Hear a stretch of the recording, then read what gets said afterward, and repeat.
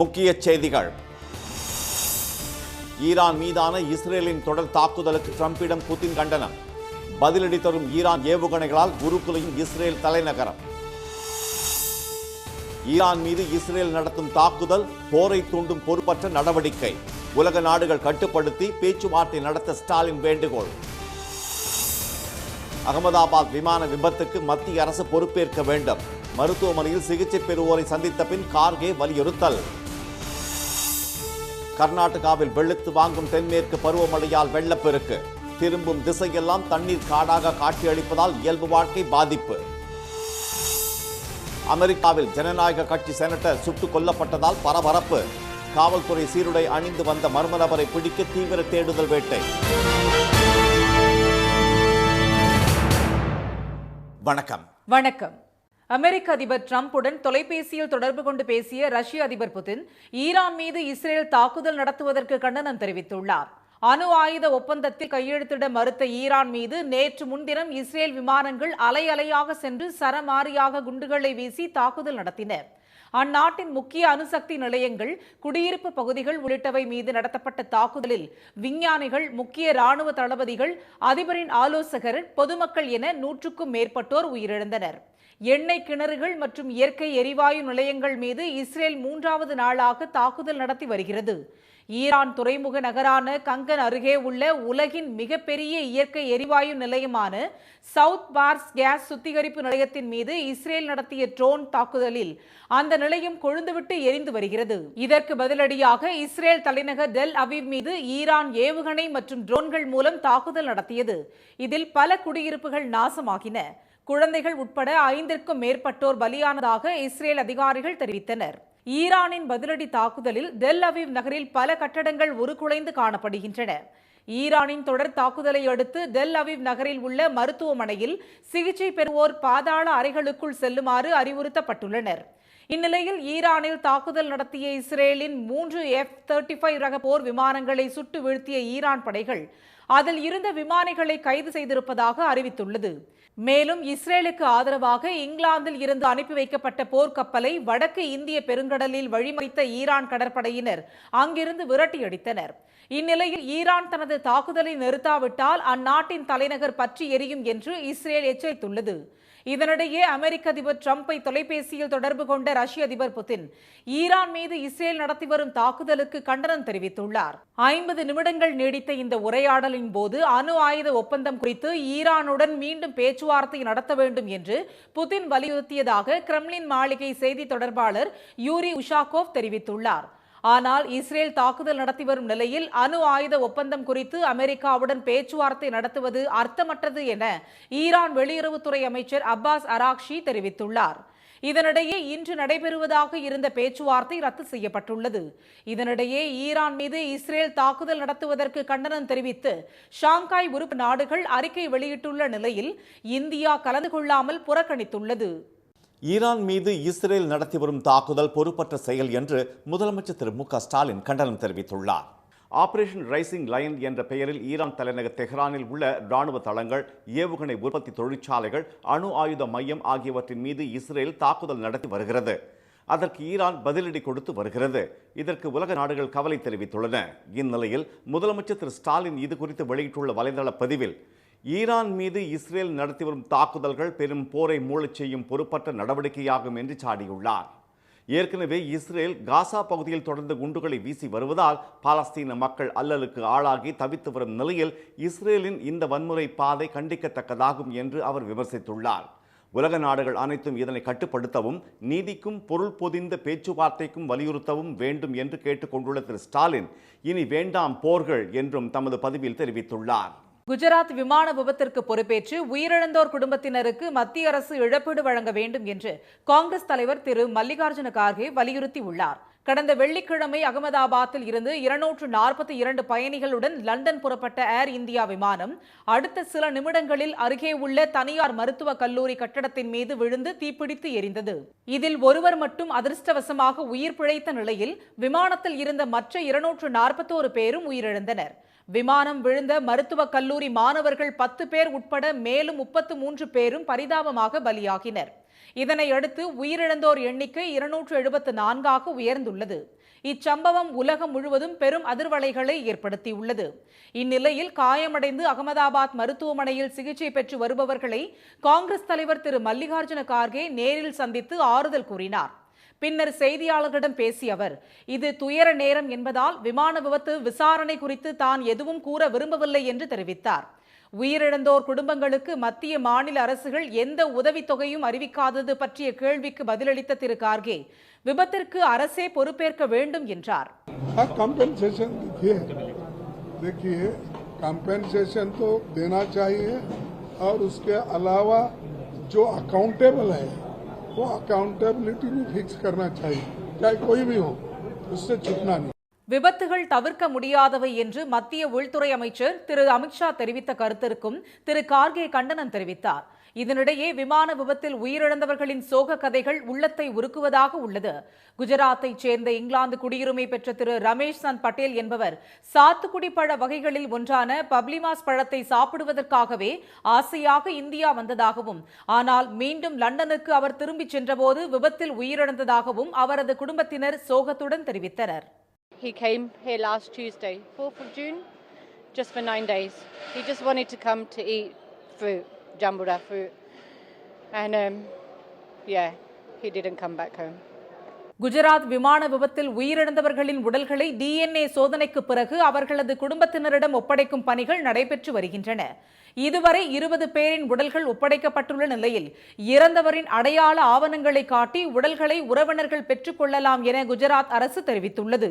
விபத்தில் பலியானோர் குடும்பங்களுக்கு தலா 1 கோடி ரூபாய் இழப்பீடு வழங்கப்படும் என ஏர் இந்தியா நிறுவனம் ஏற்கனவே அறிவித்திருந்த நிலையில் தற்போது கூடுதலாக 25 லட்சம் ரூபாய் வழங்கப்படும் என அதன் தலைமை செயல் அதிகாரி திரு கேம்பல் வில்சன் அறிவித்துள்ளார்.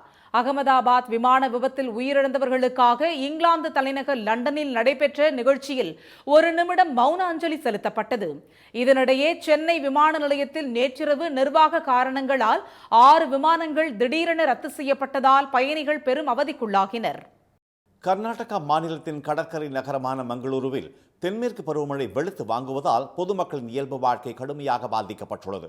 தட்சிண கன்னடா மாவட்டத்தின் பல்வேறு பகுதிகளிலும் மங்களூருவிலும் இடைவிடாது பொழிந்த மழையால் நீர்நிலைகளில் வெள்ளப்பெருக்கு ஏற்பட்டது. இதனால் குடியிருப்புகள், சாலைகள் என திரும்பிய திசையெங்கும் தண்ணீர் காடாக காட்சியளித்தன.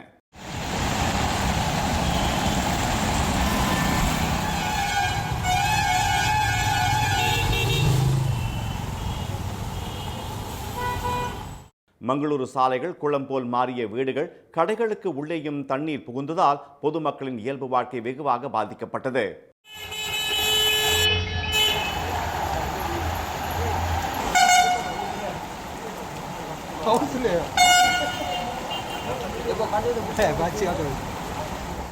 கர்நாடகாவில் மழை வெள்ளத்திற்கு இதுவரை 4 பேர் உயிரிழந்துள்ளதாக அதிகாரப்பூர்வமாக தெரிவிக்கப்பட்டுள்ளது. இதனிடையே தட்சிண கன்னடா மாவட்டத்திற்கு அதி கனமழைக்கான சிவப்பு எச்சரிக்கை விடுக்கப்பட்டுள்ளது. இதேபோல் மகாராஷ்டிரா, குஜராத், கேரளா, அசாம் உள்ளிட்ட மாநிலங்களிலும் தொடர்ந்து கனமழை பெய்து வருகிறது.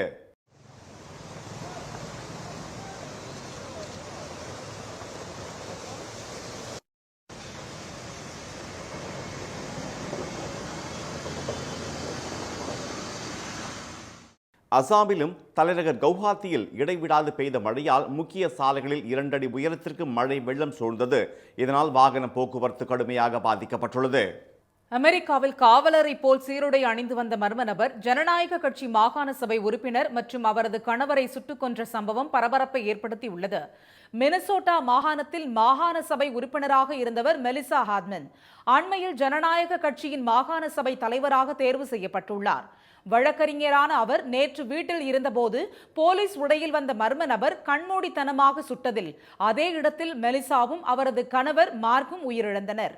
அவர்களை சுட்டுக் கொல்வதற்கு முன் ஜனநாயக கட்சியை சேர்ந்த மற்றொரு மாகாண சபை உறுப்பினர் ஜான் ஹாஃப்மேன் மற்றும் அவரது மனைவி மீதும் அவர்கள் வீட்டுக்கு சென்ற மர்ம நபர் துப்பாக்கியால் சுட்டுள்ளான். படுகாயமடைந்த இருவரும் மருத்துவமனையில் சிகிச்சை பெற்று வருகின்றனர். ஜனநாயக கட்சியின் மாகாண சபை உறுப்பினர்கள் மீது நடந்த துப்பாக்கிச்சூடு திட்டமிட்ட செயலாக இருக்கலாம் என்று போலீசார் சந்தேகம் தெரிவித்துள்ளனர். துப்பாக்கிச்சூடு சம்பவம் அரசியல் உள்நோக்கம் கொண்டது என்று மினசோட்டா ஆளுநர் டிம் வால்ஸ் தெரிவித்தார். We're here today because an unspeakable tragedy has unfolded in Minnesota. My good friend and colleague, Speaker Melissa Hortman, and her husband Mark were shot and killed early this morning in what appears to be a politically motivated assassination. இது போன்ற கொடூரமான வன்முறையை பொறுத்துக்கொள்ள முடியாது என்று அமெரிக்க அதிபர் Trump கண்டனம் தெரிவித்துள்ளார். தப்பி ஓடிய குற்றவாளியை போலீசார் தேடி வருகின்றனர். அமெரிக்காவில் எதிர்க்கட்சியான ஜனநாயக கட்சி மாகாண சபை உறுப்பினர்கள் மீது நடந்துள்ள துப்பாக்கிச்சூடு சம்பவம் அக்கட்சியினரிடையே அதிர்ச்சியையும் கலக்கத்தையும் ஏற்படுத்தி உள்ளது.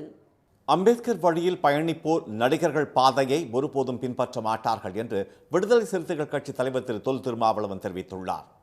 மதச்சார்பின்மை காப்போம் என்ற தலைப்பில் திருச்சியில் அவரது தலைமையில் நடந்த பேரணியில் சுமார் 10,000க்கும் மேற்பட்ட விசிக தொண்டர்கள் கலந்து கொண்டனர். திறந்த வாகனத்தில் பயணித்த திரு திருமாவளவன் அவர்களுடன் செல்ஃபி எடுத்துக்கொண்டார். பின்னர் நடைபெற்ற கூட்டத்தில் பேசிய அவர் அரசியலில் விடுதலை சிறுத்தைகள் கட்சி தவிர்க்க முடியாத சக்தியாக விளங்குவதாக கூறினார். அரசியலை கூர்மைப்படுத்தும் பணியை விடுதலை சிறுத்தைகள் மட்டுமே செய்து கொண்டிருப்பதாக கூறிய திரு திருமாவளவன் அதை அறியாமல் பலர் தங்களுக்கு அறிவுரை கூறிக்கொண்டிருப்பதாக தெரிவித்தார். பாஜகவின் செயல் திட்டத்தை நிறைவேற்ற எத்தனை வேஷம் போடுவோர் வந்தாலும் அம்பேத்கர் ஏற்றுக்கொண்ட எந்த தொண்டரும் எந்த மாயைக்கும் பணிய மாட்டார்கள் என்றார் அவர். பிஜேபியினுடைய செயல் திட்டத்தை நடைமுறைப்படுத்துறதுக்கு பல பேர் பல வேஷம் போடுறாங்க. சில பேர் சினிமா புகழோடு வந்திருக்கிறாங்க, ஹீரோ என்கிற அந்த வேஷத்தோட வந்திருக்கிறாங்க. எல்லாம் என்ன சொல்றாங்கன்னா, இந்த எஸ்சி சமுதாயத்தை சார்ந்த இளைஞர்கள்லாம் அப்படியே சினிமாவுக்கு பின்னால போயிருவாங்க, சினிமா ஹீரோவுக்கு பின்னால போயிருவாங்க. நடக்குமா? ஏமாறுவீர்களா? நான் சொன்ன அம்பேத்கரை ஏற்றுக்கொண்ட எவனும் எந்த விளம்பர மாயைக்கும் பணிய மாட்டான், விளைவோக மாட்டான்.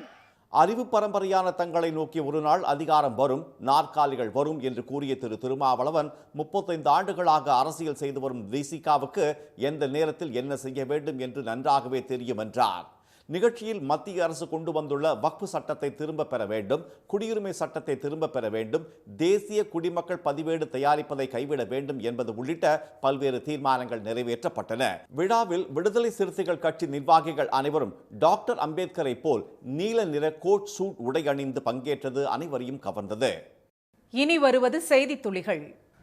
பிரதமர் வீடு வழங்கும் திட்டம், பிரதமர் மீன்வள திட்டம், உயிர் நீர் திட்டம் என பிரதமரின் பெயரையும் ஸ்டிக்கரில் பிரதமரின் முகத்தையும் தாங்கி செயல்படுத்தப்படும் திட்டங்களுக்கெல்லாம் மத்திய அரசை காட்டிலும் அதிக நிதி வழங்குவது மாநில அரசுதான் என்று முதலமைச்சர் திரு மு க ஸ்டாலின் மீண்டும் தெரிவித்துள்ளார்.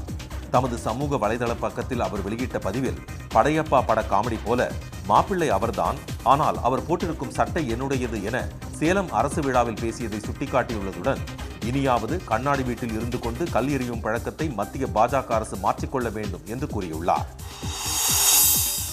நடிகரும் மாநில தலைவருமான திரு கமல்ஹாசன் மாநிலங்களவை உறுப்பினராக தேர்வு செய்யப்பட்டதற்கு தென்னிந்திய நடிகர் சங்க நிர்வாக உறுப்பினர்கள் நேரில் சென்று வாழ்த்து தெரிவித்தனர்.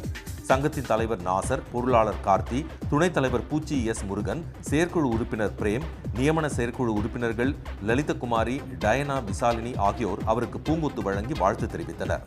திரு கமல்ஹாசன் ஜூலை 25ஆம் தேதி மாநிலங்களவை உறுப்பினராக பதவியேற்பதாக தகவல் வெளியாகியுள்ளது. பழங்குடியின மக்கள் மீதான தாக்குதலை நிறுத்தக் கோரியும் அவர்களுடன் அமைதி பேச்சுவார்த்தை நடத்த வலியுறுத்தியும் அரசு அடக்குமுறை எதிர்ப்பு கூட்டமைப்பு சார்பில் கருத்தரங்கம் நடைபெற்றது. இதில் சத்தீஸ்கர் மாநில மனித உரிமை செயற்பாட்டாளர்கள் சோனி சோரி, திரு ஹிமான்சு குமார், திரு பழ நெடுமாறன், திரு தியாகு, திரு கொளத்தூர் மணி, தமிழக வாழ்வுரிமை கட்சி தலைவர் திரு வேல்முருகன் ஆகியோர் கலந்து கொண்டனர். புறம்போக்கு நிலத்தை போலி ஆவணங்கள் மூலம் அபகரித்த புகாரை தொடர்ந்து பாஜக நெசவாளர் அணி நிர்வாகி மின்ட் ரமேஷ் கைது செய்யப்பட்டு சிறையில் அடைக்கப்பட்டார். புழல் அடுத்த பூத்தகரம் பகுதியில் வேணு என்பவர் கொடுத்த புகாரின் அடிப்படையில் அவரது அலுவலகத்தில் இருந்து ஆவணங்களை பரிசோதனை செய்த போலீசார் 5 மணி நேரம் நடத்திய விசாரணைக்கு பிறகு மின்ட் ரமேஷை நீதிமன்றத்தில் ஆஜர்படுத்தி கடலூர் மத்திய சிறையில் அடைத்தனர். நாட்டுப்புற இசை கலைஞரும் கலைமாமணி விருது பெற்றவருமான கொல்லங்குடி கருப்பாயி அம்மாள் மறைவு முற்போக்கு கலை இலக்கிய உலகிற்கு பேரிழப்பு என மார்க்சிஸ்ட் கம்யூனிஸ்ட் கட்சி தெரிவித்துள்ளது. மார்க்சிஸ்ட் கம்யூனிஸ்ட் கட்சியின் மாநில செயலாளர் திரு ப சண்முகம் தமது எக்ஸ் தள பதிவில் முகவை கலைக்குழுவில் அங்கம் வகித்த கருப்பாயி மார்க்சிஸ்ட் கட்சியின் உறுப்பினர் என்றும் தமிழ்நாடு மற்றும் கேரளாவில் மார்க்சிஸ்ட் கட்சி மேடைகளில் பாடியுள்ளதாகவும் தெரிவித்துள்ளார். பெங்களூரில் ஏற்பட்ட கூட்ட நெரிசலில் சிக்கி 11 பேர் உயிரிழந்ததை அடுத்து வெற்றி கொண்டாட்டங்களுக்கான விதிமுறைகளை வகுக்க 3 பேர் கொண்ட குழுவை இந்திய கிரிக்கெட் வாரியம் அமைத்துள்ளது. IPL போட்டியில் 18 ஆண்டுகளுக்கு பிறகு ராயல் சேலஞ்சர்ஸ் பெங்களூரு அணி சாம்பியன் பட்டத்தை கைப்பற்றியது. இதன் வெற்றி கொண்டாட்டம் பெங்களூரு சின்னசாமி மைதானத்தில் கடந்த 4ஆம் தேதி நடைபெற்றது. அப்போது ஆயிரக்கணக்கான ரசிகர்கள் திரண்டதால் கூட்ட நெரிசல் ஏற்பட்டு 11 பேர் உயிரிழந்தனர். இந்த சம்பவம் பெரும் அதிர்ச்சியையும் சர்ச்சையையும் ஏற்படுத்தியது. இந்நிலையில் இந்திய கிரிக்கெட் வாரியத்தின் உயர்மட்ட குழு கூட்டம் நேற்று நடைபெற்றது. அதில் பெங்களூரு சம்பவம் போல இனி நடக்காமல் இருக்க வெற்றி கொண்டாட்டங்களை நடத்துவதற்கான விதிமுறைகளை வகுக்க குழு ஒன்றை அமைக்க முடிவு செய்யப்பட்டது. இந்திய கிரிக்கெட் வாரியத்தின் செயலாளர் தேவாஜி சைக்கியா தலைமையில் அமைக்கப்பட்டுள்ள இந்த குழுவில் பிரப்தேஜ் சிங் பாட்டியா, ராஜீவ் சுக்லா ஆகியோர் இடம்பெற்றுள்ளனர். இந்த குழு வெற்றி கொண்டாட்ட விழாக்களில் கூட்டத்தை எப்படி கட்டுப்படுத்துவது, மைதானத்திற்குள் எவ்வளவு பேரை அனுமதிப்பது, அவசர கால நடவடிக்கைகளை எவ்வாறு மேற்கொள்ள வேண்டும், அசம்பாவிதங்கள் நடக்காமல் இருக்க உள்ளூர் நிர்வாகத்துடன் ஒருங்கிணைந்து செயல்படுதல் உள்ளிட்ட வழிகாட்டு நெறிமுறைகள் குறித்து 15 நாட்களில் பரிந்துரைகளை வழங்கும் என எதிர்பார்க்கப்படுகிறது. தமிழ்நாட்டில் இன்று முதல் அடுத்த 6 நாட்களுக்கு மிதமான மழை பெய்யக்கூடும் என சென்னை வானிலை ஆய்வு மையம் தெரிவித்துள்ளது. சென்னை மற்றும் புறநகர் பகுதிகள், மேற்கு தொடர்ச்சி மலைப்பகுதிகள் மற்றும் டெல்டா மாவட்டங்களில் பரவலாக மழை பெய்து வருகிறது. செங்கல்பட்டு மாவட்டத்தில் மாமல்லபுரம், கல்பாக்கம், பூஞ்சேரி பகுதிகளில் நேற்றிரவு சுமார் அரை மணி நேரம் மழை பெய்ததால் குளிர்ச்சியான சூழல் நிலவியது. நீலகிரி மாவட்டம் கூடலூர் அடுத்த பந்தலூர் மற்றும் அதன் சுற்றுவட்டார பகுதிகளில் பனிமூட்டத்துடன் தொடர்ந்து மழை பெய்து வருவதால் பொதுமக்களின் இயல்பு வாழ்க்கை பாதிக்கப்பட்டுள்ளது. நீலகிரி மாவட்டத்திற்கு இன்று அதி கனமழைக்கான சிவப்பு எச்சரிக்கை விடுக்கப்பட்டுள்ளது. தென்னிந்திய பகுதிகளின் மேல் வளிமண்டல மேலடுக்கு சுழற்சி நிலவுவதால் தமிழ்நாடு, புதுச்சேரி மற்றும் காரைக்கால் பகுதிகளில் இன்று முதல் வரும் 20ஆம் தேதி வரை பல்வேறு பகுதிகளில் மழை பெய்யக்கூடும் என்று வானிலை ஆய்வு மையம் தெரிவித்துள்ளது. சென்னையை பொறுத்தவரை இன்று வானம் ஓரளவு மேகமூட்டத்துடன் காணப்படும் என்றும் மிதமான மழை பெய்யக்கூடும் என்றும் தெரிவிக்கப்பட்டுள்ளது. மீண்டும் முக்கிய செய்திகள். அமெரிக்க அதிபர் டிரம்புடன் தொலைபேசியில் தொடர்பு கொண்டு பேசிய ரஷ்ய அதிபர் புதின் ஈரான் மீது இஸ்ரேல் தாக்குதல் நடத்துவதற்கு கண்டனம் தெரிவித்தார். குஜராத் விமான விபத்துக்கு மத்திய அரசு பொறுப்பேற்க வேண்டும் என்று கூறியுள்ள காங்கிரஸ் தலைவர் மல்லிகார்ஜுன கார்கே உயிரிழந்தோர் குடும்பத்தினருக்கு அரசை இழப்பீடு வழங்க வேண்டும் என்றும் வலியுறுத்தியுள்ளார். கர்நாடகா மாநிலத்தின் கடற்கரை நகரமான மங்களூருவில் தென்மேற்கு பருவமழை வெளுத்து வாங்குவதால் பொதுமக்களின் இயல்பு வாழ்க்கை கடுமையாக பாதிக்கப்பட்டுள்ளது. இத்துடன் இன்றைய காலை செய்திகள் நிறைவடைந்தன. மீண்டும் சன் டிவியில் செய்திகள் மாலை 6 மணிக்கு. செய்திகளை உடனுக்குடன் தெரிந்து கொள்ள QR கோடை ஸ்கேன் செய்து சன் நியூஸ் வாட்ஸ்அப் சேனலில் இணைந்தீர்கள். வணக்கம். வணக்கம்.